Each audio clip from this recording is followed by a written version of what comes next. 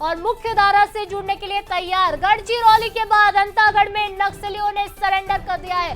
100 से ज्यादा नक्सलियों ने सरेंडर किया। और एक महज बड़ी खबर आपको बता दें, बेहद ही बड़ी खबर, नक्सलियों ने हथियार समेत सरेंडर कर दिया है। कामातेड़ा बीएसएफ कैंप में सरेंडर हुआ।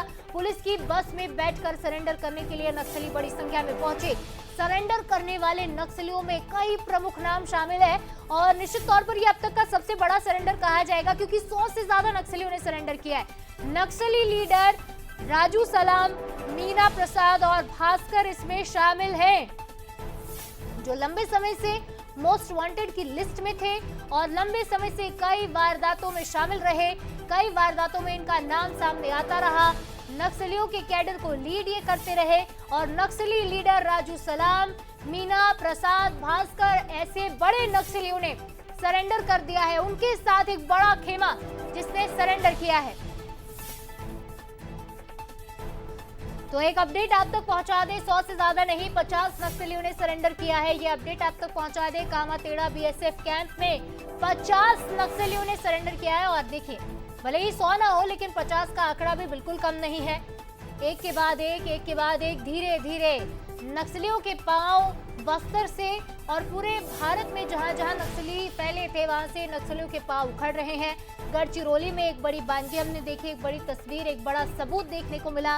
और गढ़चिरौली के सरेंडर का असर आप देखिए कि अंतागढ़ में 50 से ज्यादा नक्सलियों ने सरेंडर किया है।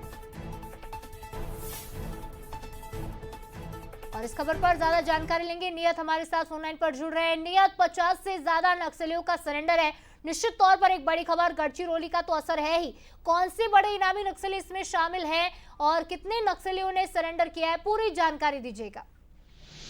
जी, ये बड़ी खबर यहाँ पर निकल के आ रही है। 26 मार्च जो अमित शाह का जो दिया हुआ निकला है, उसको लेकर यहाँ पर जो नक्सलियों में क्या है वह पो मची हुई है।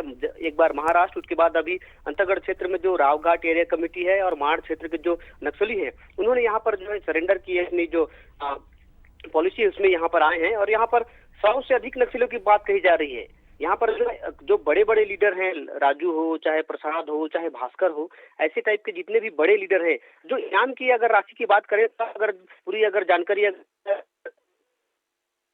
बता दें तो करोड़ों से ऊपर भी जा सकती है ये राशि। और इतनी संख्या में नक्सलियों का सरेंडर करने का जो कारण है वो लगभग जो केंद्र की जो नीति है उसी के प्रभावित होना जो है वो समझ में आ रहा है यहाँ पर। निश्चित तौर पर नियत केंद्र की नीति से और साथ ही साथ प्रदेश सरकार जो रीति चला रही है उससे प्रभावित होकर इन नक्सलियों ने सरेंडर करने का फैसला लिया होगा निश्चित तौर पर। तो देखिए, कामातेड़ा से एक बड़ी सफलता हासिल हुई है। तमाम जानकारी के लिए नियत आपका बहुत शुक्रिया। तो एक बार फिर से आपको अपडेट पहुंचा दे, नक्सलियों ने सरेंडर किया है। सरेंडर करने वाले नक्सलियों में कई प्रमुख नाम शामिल है, जिसमें भास्कर है, मीना है और नक्सली लीडर राजू सलाम है, प्रसाद है और ऐसे वो तमाम नक्सली जो लंबे समय से मोस्ट वांटेड लिस्ट में शामिल थे। तो ये कहा जा रहा था कि गढ़चिरौली के सरेंडर के बाद एक बड़ा सरेंडर बस्तर में भी होगा और बस्तर के अंतागढ़ में उसका असर दिखाई भी दिया। 50 नक्सलियों ने सरेंडर किया है। इस खबर पर ज्यादा बातचीत करेंगे, हमारे साथ स्टेट हेड आदित्य नामदेव जी जुड़ रहे हैं। आदित्य जी, गढ़चिरौली के बाद निश्चित तौर पर एक बड़ी सफलता इसे बस्तर के लिए भी माना जाएगा। कौन से बड़े नाम इसमें शामिल है और कितनी बड़ी सफलता ये छत्तीसगढ़ के लिए है? बिल्कुल, देखिए शिवालिका जी, पूरी डिटेल मेरे पास है। 50 नक्सलियों ने सरेंडर किया है, 40 से ज्यादा ऑटोमेटिक हथियार है और इसमें कोई दो राय नहीं है। बहुत बड़ा नाम है, राजमन नाम है, राजू सलाम बड़ा नाम है, जो पूरे उस इलाके में आतंक का पर्याय माने जाते थे। इसमें देखिए, टोटल जो मेरे पास जानकारी है, 2.5 करोड़ से ज्यादा के इनामी नक्सलियों ने सरेंडर किया है, जिसमें राजमन और राजू सलाम दोनों 25-25 लाख रुपए की इनामी नक्सली हैं। तो ये रावघाट के एरिया के पूरा आसपास बहुत ज्यादा समय से सक्रिय थे। क्योंकि बीएसएफ कैंप वहां पर पास में पड़ता है, इसलिए ये सब बीएसएफ कैंप पहुंचे हुए हैं और बीएसएफ कैंप में ही इन लोगों ने सरेंडर किया है। इसमें कोई दो राय नहीं कि देखिए, जब टॉप लीडरशिप कहीं ना कहीं हटती है या आप कहा जाता था कि कोई भी सेना में पहले आप सेनापति को अगर मार दें तो निश्चित तौर पर पूरी जो सेना है वो बिखर जाएगी। वही हुआ। देखिए, भूपति के सरेंडर के बाद इस तरह से सरेंडर का ऐसा लग रहा है कि लाइन लग गई है। ये कल शाम से लगातार प्रयास किया जा रहा था इस सरेंडर का और आज देखिए बसों में बैठकर, और क्योंकि ये अभी अंदर नहीं आने दिया जा रहा है, वहां पर पत्रकारों को भी नहीं जाने दिया जा रहा है, क्योंकि सरेंडर होने के बाद बहुत सारी चीज पहले उनसे पूरी चीजें निकलवाई जाती है, पूरी चीजें की जानकारी ली जाती है, उसके बाद सरेंडर शो करती है पुलिस। तो फिलहाल ये बीएसएफ कैंप पहुंच चुके हैं 2.5 करोड़ से ज्यादा के इनामी नक्सली हैं, इसमें 5 लाख के 20 हैं, 8 लाख के इनामी नक्सली की संख्या 10 है, ऐसा करके टोटल 2.5 करोड़ से ज्यादा। सबसे बड़ा नाम इस पूरे उसमें राजमन और राजू सलाम का है, जिन्होंने बीएसएफ कैंप में सरेंडर कर दिया है। हो सकता है देर शाम तक या कल प्रेस कॉन्फ्रेंस इस पे आईजी लेवल के अधिकारी लें, लेकिन निश्चित तौर पर भूपति के बाद ये बड़ा सरेंडर है, जो कांकेर पुलिस की सफलता सीधे तौर पर मैं कहूंगा, और कांकेर में ये सभी नक्सलियों ने सरेंडर कर दिया। निश्चित तौर पर आदित्य जी, हमने देखा है कि गंगालूर जैसे इलाकों में भी अभी भी नक्सली एक्टिव हैं, हिड़मा मड़ावी जैसे नाम अभी भी एक्टिव हैं। क्या लगता है इनकी वापसी हो पाएगी या फिर जवानों के एक्शन से ही नक्सलियों का पूरी तरह से खात्मा होगा, क्योंकि बड़ा असर निश्चित तौर पर दिखाई दे रहा है? देखिए शिवालिका जी, नक्सली विचारधारा को जितने लोग समझते हैं वो जानते हैं कि आंध्रा और तेलंगाना से ये पूरा ऑपरेट होता था। सभी बड़े लीडर वही हैं। भूपति देखिए इतना बड़ा नाम, लेकिन उसने जाके गढ़चिरौली में सरेंडर किया।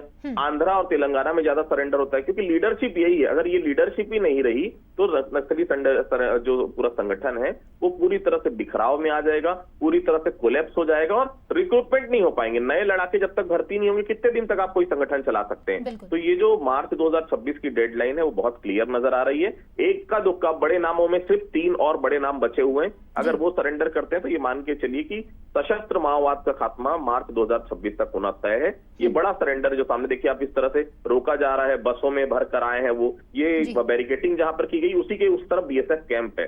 तो अभी तक जो जानकारी है, तमाम जो है वहां नक्सली लीडर पहुंच चुके हैं और सरेंडर कभी भी शो पुलिस कर देगी। मुझे जो जानकारी है, बस में ही बैठ के सभी नक्सलियों को वहां लाया गया है, क्योंकि वो आ चुके थे पहले। कल शाम से इस सरेंडर को अमली जामा पहनाने की कोशिश की जा रही थी। आज सभी पहुंच चुके हैं और ये हो सकता है कल तक इसकी डिक्लेरेशन हो जाए। लेकिन हाँ, एक बात बहुत साफ है, इस प्रकार के सरेंडर से पूरी नक्सली संगठन की कमर टूट जाती है। जो निचले लेवल पे जो लड़ाके रहते हैं, जो निचले लेवल पे जो नक्सली संगठन में भर्ती होते हैं, ये सब धीरे धीरे अब छट जाएंगे। ये बहुत बड़ी सफलता है और निश्चित तौर पर इसके पीछे एक ही शख्स है, केवल वन एंड ओनली वन, केंद्रीय गृह मंत्री अमित शाह।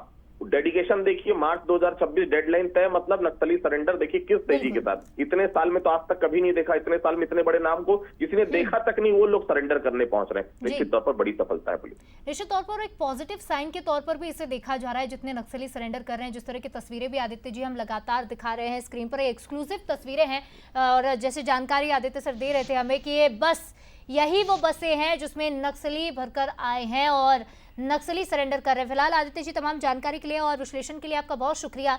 लेकिन एक बहुत बड़ा पॉजिटिव साइन है, इस पर ज्यादा बातचीत करेंगे। हमारे साथ बस्तर ब्यूरो रजत वाजपेयी सीधे जुड़ रहे हैं। रजत, 50 नक्सलियों ने सरेंडर किया है। आंकड़ा निश्चित तौर पर छोटा नहीं है। 40 से ज्यादा ऑटोमेटिक हथियार, 2.5 करोड़ के इनामी नक्सली सरेंडर करते हैं। कितनी बड़ी सफलता ये पूरे छत्तीसगढ़ के लिए, और टारगेट कितना क्लियर? जी देखिए शिवालिका जी, अगर पर्दे के बियॉन्ड जाकर अगर इसको समझने की कोशिश की जाए तो 4 अक्टूबर को रणिता, जो अबूझमाड़ एरिया कमेटी को लीड करती है, उसने एक चिट्ठी जारी की थी और ये कहा था कि अब नक्सली जो है सशस्त्र संघर्ष से तौबा करने की सोच रहे हैं। और 15 अक्टूबर ये डेट उस नक्सलियों के पत्र में लिखी हुई थी और ये था कि 15 अक्टूबर को नक्सली जो अबूझमाड़ में सक्रिय हैं, वे हथियार डालने के लिए तैयारी कर रहे हैं। ये एक तरीके से कहा जा सकता है कि अपने ही संगठन के खिलाफ न केवल बगावत है, बल्कि जो बात उनने कही थी उस पर अमल करते हुए आज 15 तारीख को अंतागढ़ में पहुंचे हैं और आत्मसमर्पण कर रहे हैं। अबूझमाड़ जो कभी नक्सलियों का सबसे सुरक्षित गढ़ माना जाता था, अब वो जो है वो क्लियर होने की स्थिति वहां पर बनती हुई दिखाई दे रही है। जिस तरीके से बैक टू बैक समर्पण हुए हैं गढ़चिरौली और आज उसके बाद अंतागढ़, सुकमा में भी सरेंडर हुआ है। अगर बस्तर की बात की जाए तो आज सुकमा, कोंडागांव और कांकेर, इन 3 जिलों में मिलाकर के 78 आत्मसमर्पण हुए हैं, जो काफी बड़ी संख्या मानी जा सकती है। और खबरें जो आ रही हैं वो इस तरीके की आ रही हैं कि दिवाली से पहले 200 और नक्सली जो है वो आत्मसमर्पण कर सकते हैं और सभी लोग जो है अपने साथ हथियार लेकर पहुंचेंगे। ऐसे में ये निश्चित है कि आने वाले समय में मार्च 2026 का जो टारगेट सेट किया गया है, ये निश्चित है कि उससे ही पहले ये नक्सलवाद जो है वो सिमटता सिकुड़ता हुआ दिखाई देगा। निश्चित तौर पर रजत, पांव उखड़ रहे हैं, कमर टूट रही है और नक्सली संगठन कमजोर हो रहा है। इसकी बानगी साफ तौर पर छत्तीसगढ़ से आज सामने आई। 78 नक्सलियों का सरेंडर ओवरऑल एक बड़ी खबर है। आपका तमाम जानकारी के लिए बहुत शुक्रिया रजत। ये तस्वीरें हम लगातार दर्शकों को दिखा रहे हैं, जो एक बानगी है कि किस तरह से टारगेट की ओर धीरे धीरे लगातार आगे बढ़ा जा रहा है।